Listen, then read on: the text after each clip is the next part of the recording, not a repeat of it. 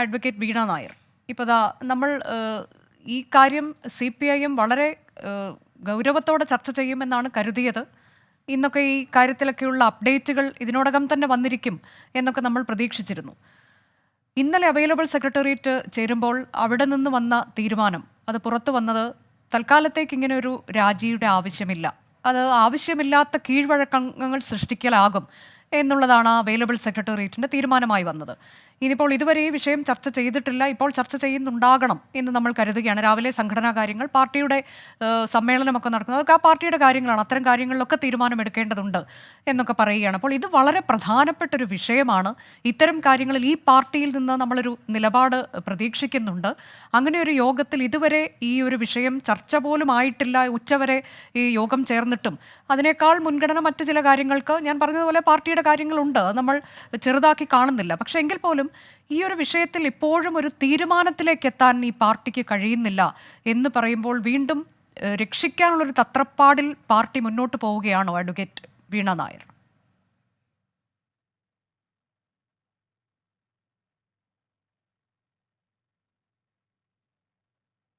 കേരളത്തിലെ സ്ത്രീ സമൂഹത്തിന് ഒരു പ്രതീക്ഷ നൽകിക്കൊണ്ട് ഒന്നിലധികം സ്ത്രീകളെ പീഡിപ്പിച്ചു എന്ന ആരോപണം നേരിടുന്ന ഒരു സിറ്റിംഗ് MLA രാജിവെച്ച് ഒഴിഞ്ഞുമാറി നിൽക്കണമെന്ന് CPM സെക്രട്ടേറിയറ്റ് ആവശ്യപ്പെടുമെന്നാണോ കേരളത്തിലെ മാധ്യമങ്ങളും പൊതുജനങ്ങളും ഒക്കെ വിശ്വസിക്കുന്നത്?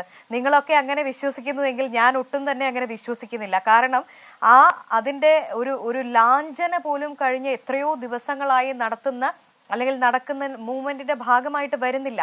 ഉദാഹരണത്തിന് ഇന്ത്യയിലെ തന്നെ ഏറ്റവും വലിയ സ്ത്രീ ഇടതുപക്ഷ മുഖമായിട്ടുള്ള ശ്രീമതി ആനി രാജ അർത്ഥശങ്കയ്ക്കിടയില്ലാത്ത വിധം ശ്രീ മുകേഷ് അധികാര സ്ഥാനങ്ങളിൽ നിന്ന് മാറി നിന്ന് അന്വേഷണത്തെ നേരിടണം എന്ന് അവരുടെ ഡിമാൻഡ് ഉന്നയിച്ചു കഴിഞ്ഞിട്ട് ഇപ്പൊ എത്രയോ ദിവസങ്ങളായി നമ്മൾ മാധ്യമങ്ങളിൽ അത് ചർച്ച ചെയ്തുകൊണ്ടിരിക്കുകയാണ്. ബൃന്ദ കാരാട്ട് CPMന്റെ ഇന്ത്യയിലെ ഏറ്റവും വലിയ ഒരു സ്ത്രീമുഖം. അപ്പോ ഇടതുപക്ഷത്തെ ഇന്ത്യയിലെ ഏറ്റവും പ്രധാനപ്പെട്ട 2 വനിതാ ലീഡേഴ്സ് ഈ ആവശ്യം ഉന്നയിച്ചിരിക്കുകയാണ്. മുകേഷ് മാറി നിന്ന് അന്വേഷണത്തെ നേരിടണമെന്നും ഏത് തരത്തിലും ജസ്റ്റിഫൈ ചെയ്തുകൊണ്ട് അല്ലെങ്കിൽ കാരണങ്ങൾ പറഞ്ഞുകൊണ്ട് അദ്ദേഹത്തെ സംരക്ഷിക്കുന്നത് ശരിയല്ല എന്നുള്ള നിലപാട് സ്ത്രീകൾ തന്നെ ഈ പാർട്ടിക്കുള്ളിൽ നിന്ന് ഉയർത്തിക്കാട്ടിയിട്ടുണ്ട്.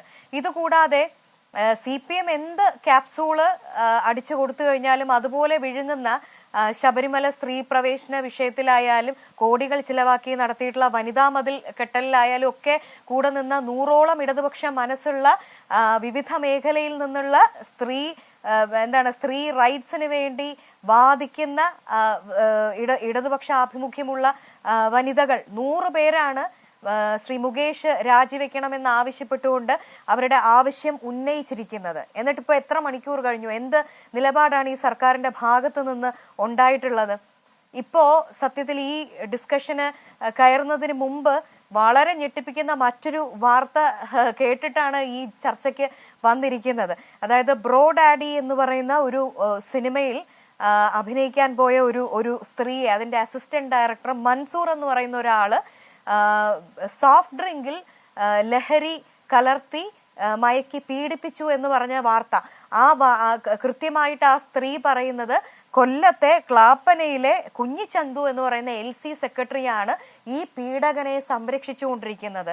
അവരുടെ വിവാഹ ജീവിതം താറുമാറായി, ഡിവോഴ്സിന്റെ വക്കിലാണ്, ഒരു കുഞ്ഞിന്റെ അമ്മ കൂടിയായിട്ടുള്ള ഈ സ്ത്രീ. ഇത് കൂടാതെ ഇവരുടെ കേസെടുക്കുന്ന വക്കീലിനെ കൂടി ഭീഷണിപ്പെടുത്തി, ഇടതുപക്ഷ അനുഭാവിയും മറ്റുമായിട്ടുള്ള വക്കീലാണെന്നാണ് അവർ പറഞ്ഞതിൽ നിന്ന് മനസ്സിലാക്കാൻ സാധിച്ചത്. അയാൾ പോലും കേസ് എനിക്ക് കൊണ്ടുപോകാൻ സാധിക്കില്ല, നിങ്ങൾ മറ്റൊരാളെ ഏൽപ്പിക്കണം എന്ന തരത്തിൽ വക്കീല് പോലും പറഞ്ഞു ഒഴിഞ്ഞു പോകുന്ന സാഹചര്യത്തിലേക്ക്. അപ്പോ കേരളത്തിലെ ഇപ്പം ഇൻട്രൊഡക്ഷനിൽ തന്നെ താങ്കൾ പറഞ്ഞു ഒരു സ്ത്രീപക്ഷം എന്ന് പറയുന്ന സർക്കാർ. ഈ സർക്കാർ സ്ത്രീപക്ഷത്താണ് എന്ന് പറയുന്നത് മാത്രമേ ഉള്ളൂ. നമ്മൾ സാധാരണ പറയാറുണ്ട് trust people based on their actions not by their words, അല്ലെങ്കിൽ trust people by their deeds not by words, അല്ലേ? ശരിക്കും നമ്മൾ എപ്പോഴും ഒരു വ്യക്തിയോ അല്ലെങ്കിൽ ഒരു സർക്കാരിനെയൊക്കെ വിശ്വസിക്കേണ്ടത് എങ്ങനെയാണ്? അവരുടെ വാക്കുകളിലൂടെയല്ല, അവർ എന്താണ് നമുക്ക് മുൻപിൽ പ്രവർത്തിച്ച് കാണിക്കുന്നത് എന്നുള്ളതിന്റെ അടിസ്ഥാനത്തിലായിരിക്കണം. അങ്ങനെയാണ് എങ്കിൽ ഒന്നിലധികം സ്ത്രീകൾ ആരോപണം ഉന്നയിച്ച ഒരു MLA എന്തുകൊണ്ടാണ് അദ്ദേഹം രാജിവെക്കണം എന്നുള്ളത് ആവശ്യപ്പെടുന്നത്? അദ്ദേഹം ഭരണപക്ഷത്തെ ഒരു MLA ആണ്. ഇന്ന് കേരളത്തിലെ ഏറ്റവും ഇൻഫ്ലുവൻഷ്യൽ ആയിട്ടുള്ള വ്യക്തികളിൽ ഒരാളാണ് ആ MLA. അയാൾ ആ സ്ഥാനത്തിരുന്നു കൊണ്ട് ഏത് അന്വേഷണത്തിലേക്ക് പോയി കഴിഞ്ഞാലും ഇരകളായിട്ടുള്ള പെൺകുട്ടികൾക്ക് നീതി കിട്ടുകയില്ല. സാംസ്കാരിക മന്ത്രിക്ക് ഇപ്പൊ നേരത്തെ ബ്രോഡാഡിയിലെ വിക്റ്റിമായ ആ സ്ത്രീ പറയുന്നുണ്ട്, മുഖ്യമന്ത്രിക്കും സാംസ്കാരിക മന്ത്രിക്കും അടക്കമുള്ളവർക്ക് ഞാൻ പരാതി കൊടുത്തിട്ടുണ്ട്, പക്ഷേ റിസൾട്ട് ഉണ്ടായിട്ടില്ല. ജൂണിൽ പരാതി കൊടുത്തു എന്ന് പറയുന്നത് കേൾക്കാൻ സാധിച്ചു. ഇപ്പൊ ഓഗസ്റ്റിൽ വീണ്ടും ഈ ഹേമ കമ്മിറ്റി റിപ്പോർട്ട് വന്നതിന് ശേഷം മുഖ്യമന്ത്രിയുടെ പത്രസമ്മേളനം കേട്ട് വിശ്വാസം അർപ്പിച്ചുകൊണ്ട് ഇത്തരത്തിൽ നിരാലംബരായിട്ടുള്ള സ്ത്രീകൾ വീണ്ടും പരാതികൾ അയച്ചുകൊണ്ടിരിക്കുകയാണ്. SITക്ക് മുന്നിൽ മൊഴി കൊടുക്കുമെന്ന് പറഞ്ഞിട്ട്. അപ്പോൾ സത്യം പറഞ്ഞു കഴിഞ്ഞാൽ ഈ സർക്കാർ എന്ന് പറയുന്നത് ഒരു പാട്രിയാർക്കൽ സർക്കാരാണ്, ഹൈലി ആന്റി വുമൺ ആയിട്ടുള്ള ഒരു സർക്കാരാണ്. ഈ കേരളത്തിൽ നടന്നുകൊണ്ടിരിക്കുന്ന അബ്സല്യൂട്ട് അനാർക്കിയാണ്. എന്താണെന്നറിയോ?